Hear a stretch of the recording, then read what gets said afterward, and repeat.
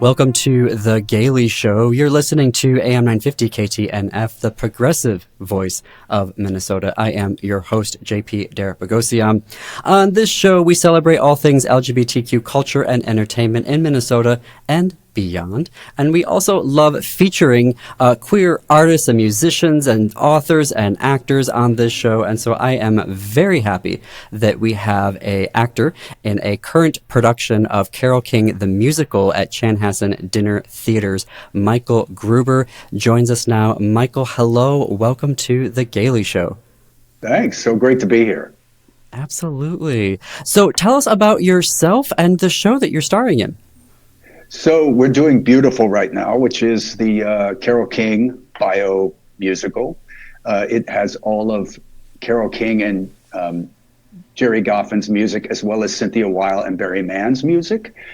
They were both kind of competitive songwriting teams from the 50s into the 60s.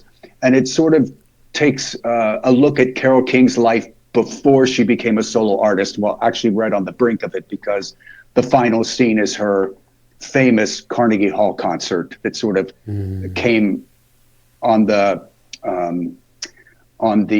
release of her Tapestry album, which of course launched her as a solo artist.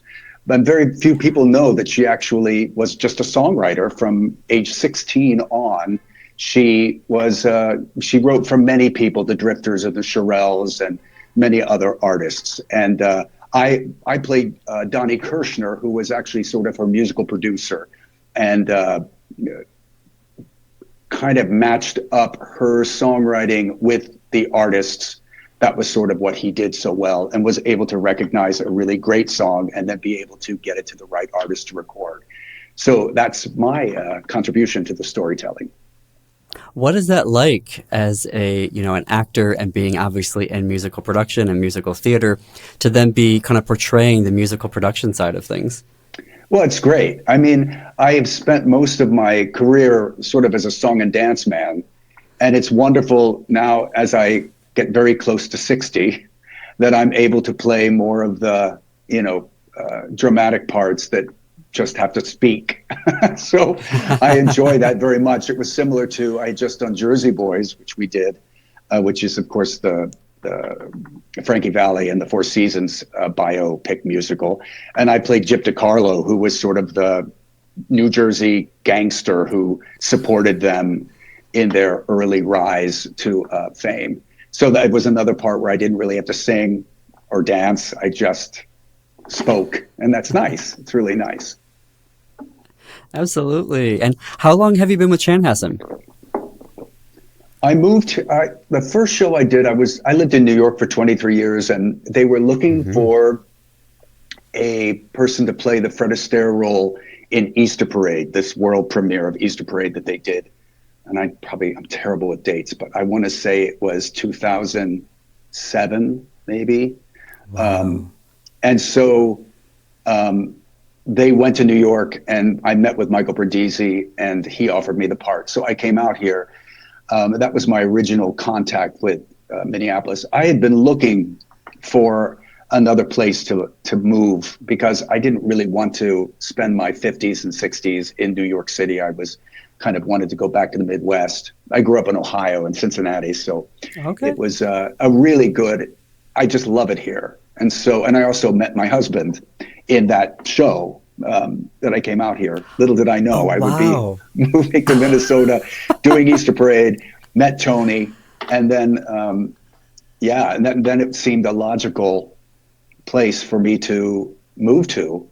And so, now we live here, and it's fantastic. And Chanhassen has been very good to both Tony and myself. Tony's son, actually, we're doing White Christmas next.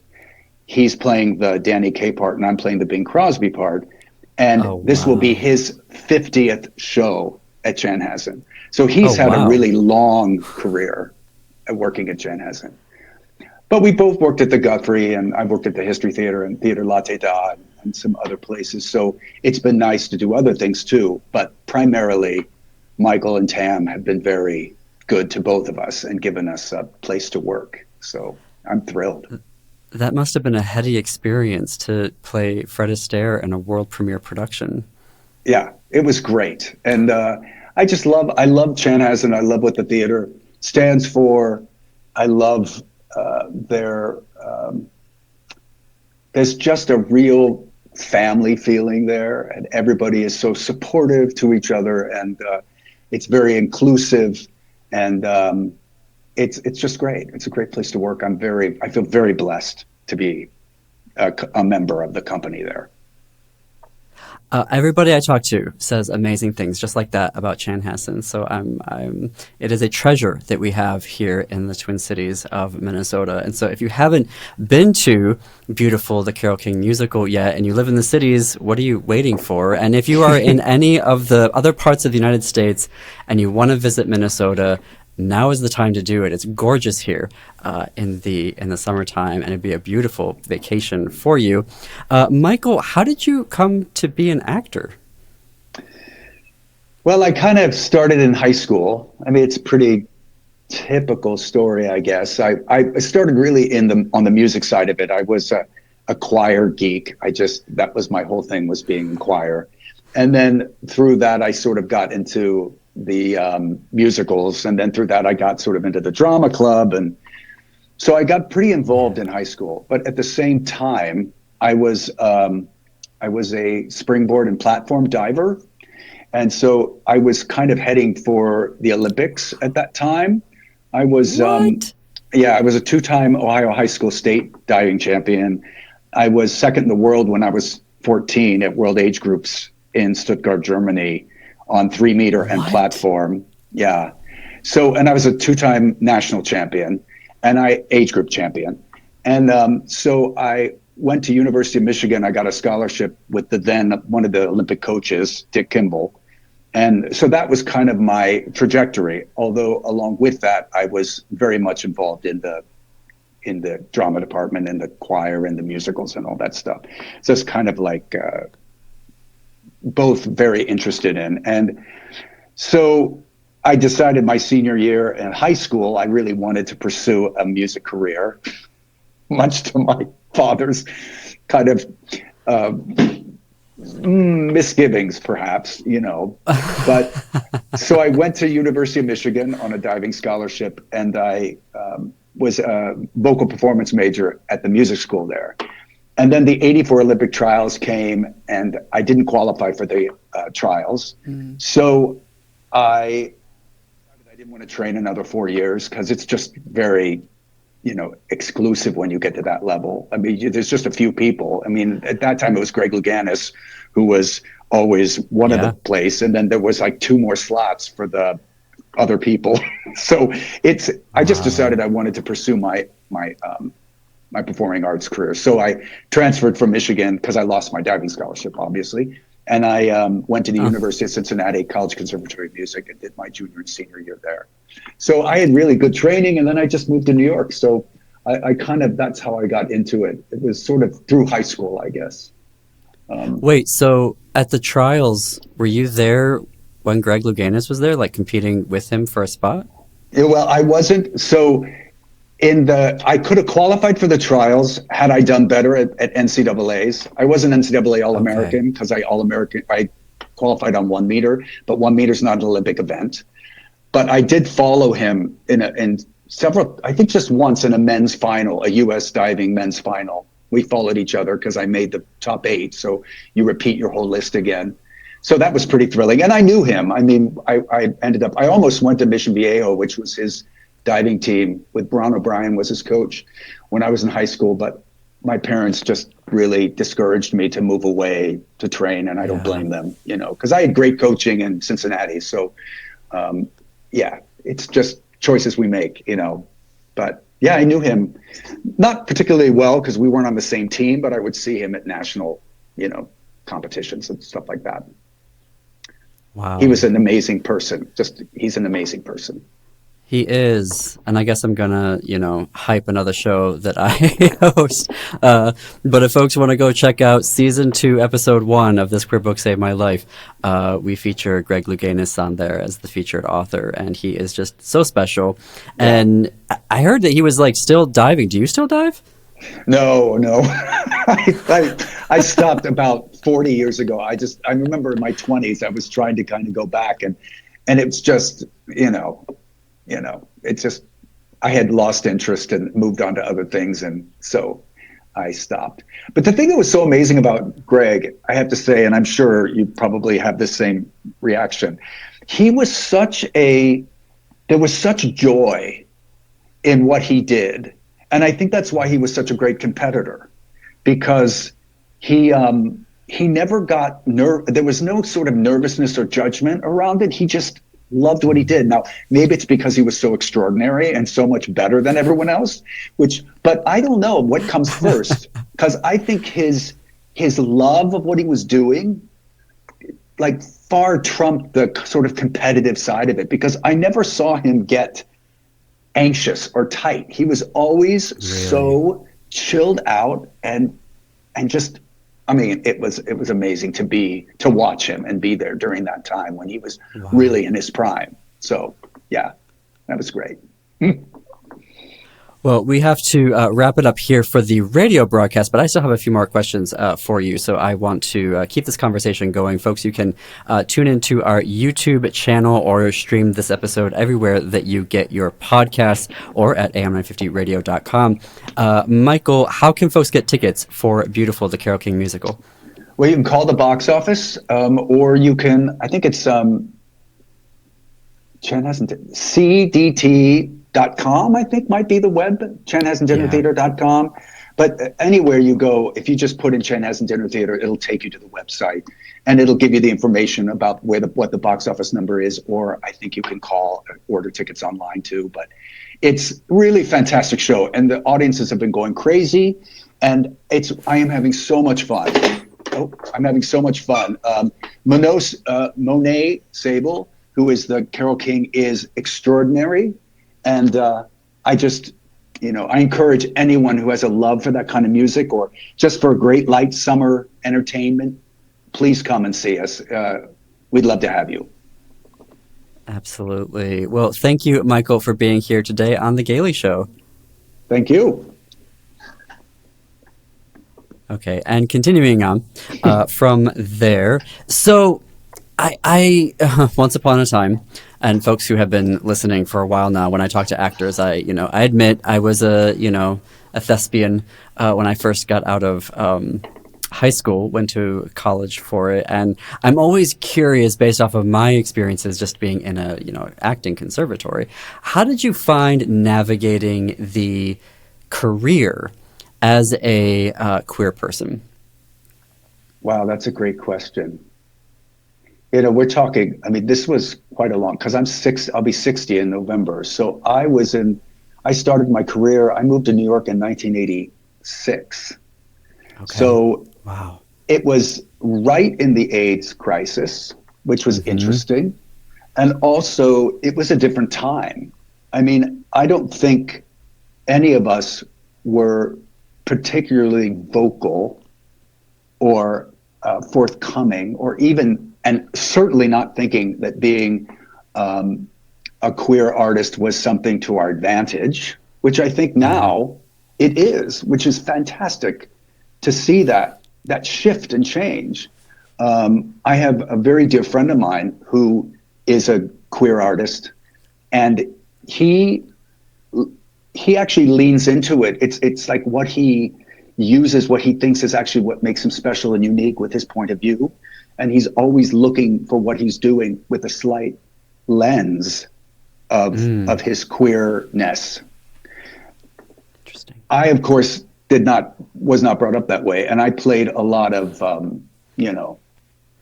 romantic leads.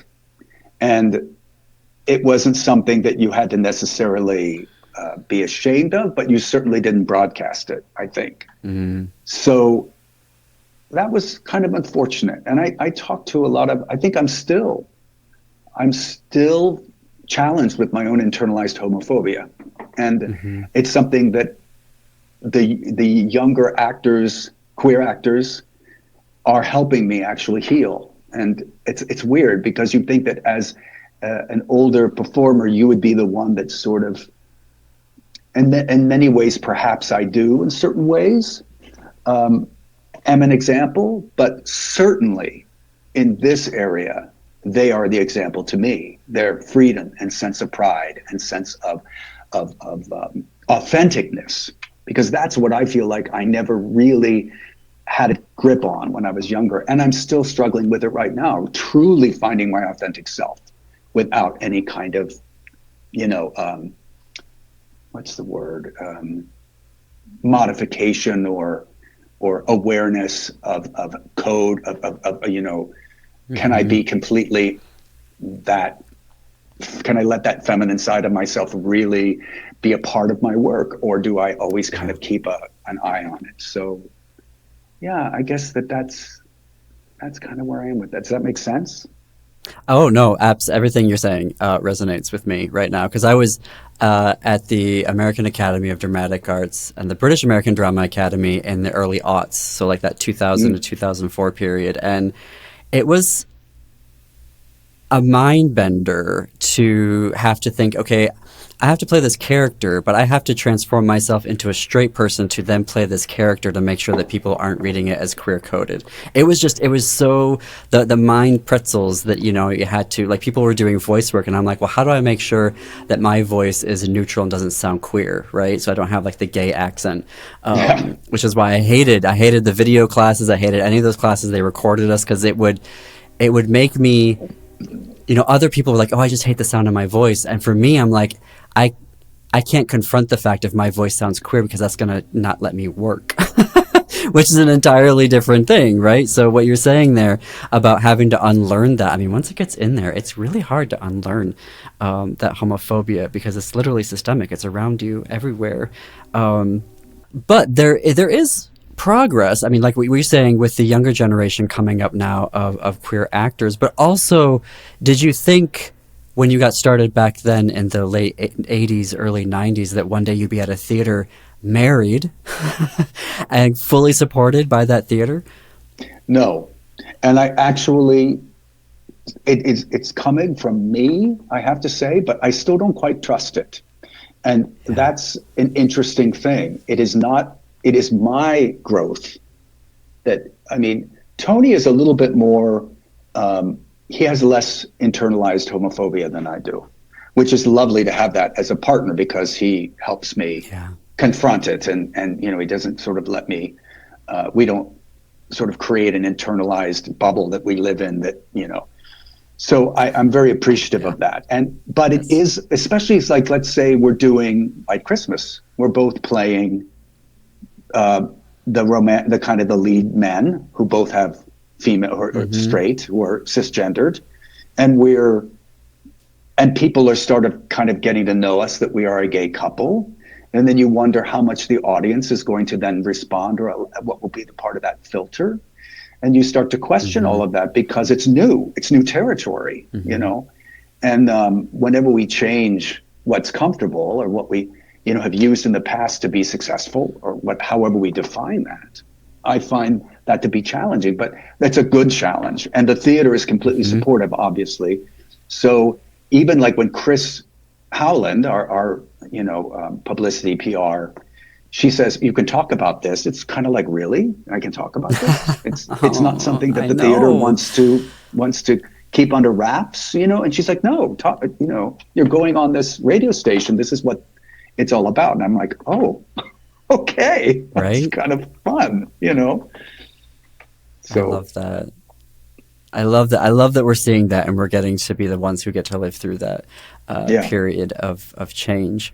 Is there a queer either musical or play that really meant a lot to you? Well, I played Whizzer and Falsettos in the 90s at the Alliance Theater in Atlanta.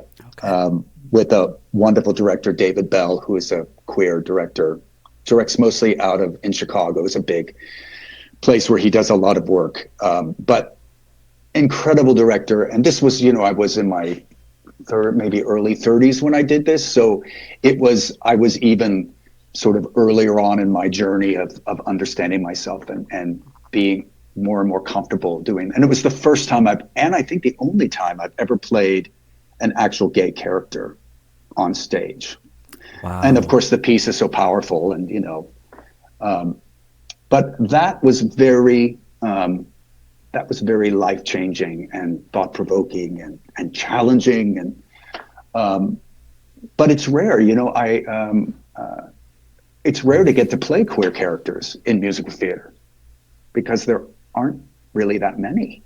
Mm-hmm. I mean, I'm even trying to think. I mean, unless you're doing something like, and most of them are for young people too, at this point, because I'm kind of aging out, and they're playing like from not even the dads. Now I'm going to the grandfather, where they're like, So it's great to see other people, like Billy Porter's was a good friend of mine. I mean, we grew up together. We were both in Miss Saigon together on Broadway when he was first starting out. And I used to do some arranging and backup singing for him early on in his early cabarets and stuff. So I was really there at the beginning of his career. I think he was only 24 maybe, because I was 26, 22 maybe even. But so to see him emerge into this incredible icon of his authenticness, and he's one that I just absolutely, I'm amazed, because he was always authentic to himself, always, even at the beginning. And you just knew that if he had the right opportunity, and Kinky Boots, man, and then Ryan Murphy, he had the right people around him, and then all of a sudden he has become who he always was. Even when he was in his early 20s, there was that spark of like, this is who I am, and of course the extraordinary talent that he had. So there is that, and I think he's helped change, I think in particular, and also, I'm blanking on his name. Oh God, I love him, and I can't. Hamilton. He was the original King George. Jonathan Groff. Jonathan Groff. I mean, people like that who are really, really changing really helped. I don't know, move what is acceptable and what is valued. So. I just got to see my very first Broadway show in May, and I was just so happy that it was Merrily We Roll Along, starring Jonathan Groff. I'm like, I couldn't have done it any better. So yeah, he's amazing. He's amazing. So special, and so genuine. When I read interviews that he gives, he just, again, to your point of being authentic, just very, very honestly himself all the time. Well, Michael, and you can feel that. I'm sorry, but you can feel that relaxation when. I think that's why they're successful too. Because I think for me, early on, things that kept me kind of down actually was this facade that I had, that people just read that there was something that wasn't really quite relaxed. Even though I did 8 Broadway shows, so it wasn't like I didn't have a good career. But I think I could have done more had I just been a little bit more proud of who I was, which I think the people who succeed really are. It's a great lesson.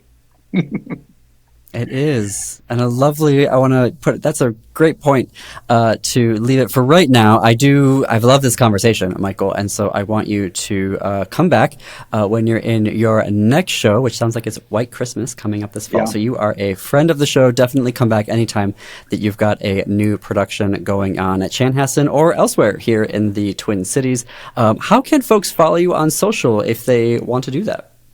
I am really not a social media guy, but I am on Instagram. So Instagram, and I think it's Michael Gruber 27 is my Instagram. But basically, it's just they're just pictures of what I'm doing, or what I've done in my past career and stuff. But that's it. I'm not really a social media guy.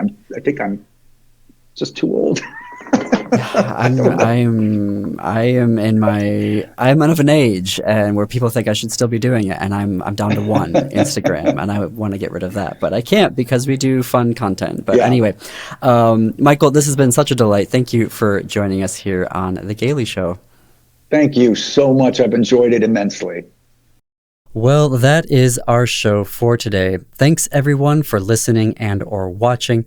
Our podcasts are executive produced by Jim Pounds. Creative and accounting support provided by Gordy Erickson.